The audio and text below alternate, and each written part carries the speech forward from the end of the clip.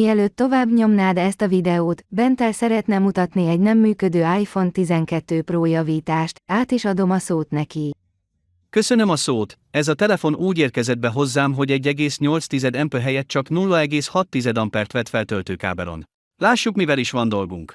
Ki is veszem az alaplapot és rászúrom tápegységre, ami alapján könnyebben beazonosítom, mi a hiba, melyik boot szekvencióban akadt meg a telefon. Sokat nem tudtam meg, ezért szét kell szedni a szendvics alaplapot, hogy odabent is körül tudjak nézni. Az alaplapot ráhelyezem az átmelegítőre és felülről hőpisztollyal fogom segíteni az óne olvadását, ami csatlakoztatja az alsó és felső réteget.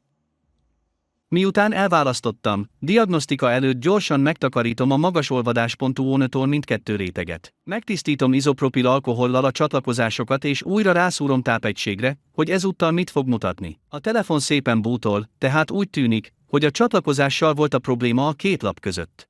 Még azért teszterben lepróbálom, minden rendben van-e, ez lényegében egy átmeneti csatlakozást csinál a kettő lap között. Ez csak egy teszt kijelző egyébként, de úgy tűnik működik. Most már nincs más hátra, mint előre, na de komolyan állj le, mivel most már össze kell golyóznom a kettő alaplapot, mint ahogy gyárilag is volt. Előkészítem a formát hozzá, elhelyezem benne az alaplapot, hogy stabil legyen, és felpasztázom ahogy kell, ez fogja lényegében megcsinálni a csatlakozást.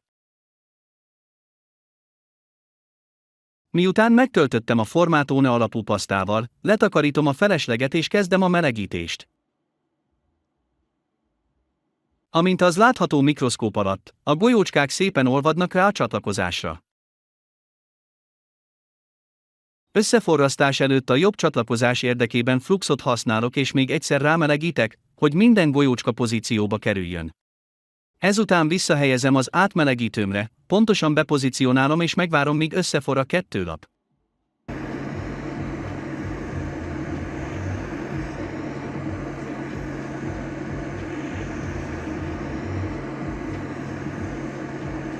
Megvárom, míg kihűlik. Majd visszarakom az alaplapot a házba és letesztelem. A telefon működik és mehet vissza a tulajdonosának egy kijelző csere után, persze, vissza is adnám a szót. Köszönöm, ügyesen megcsináltad, bár nekem ez bonyolult volt. Ha tetszett a videó, a követéssel bíztatsz minket, hogy újra javítsunk valamit.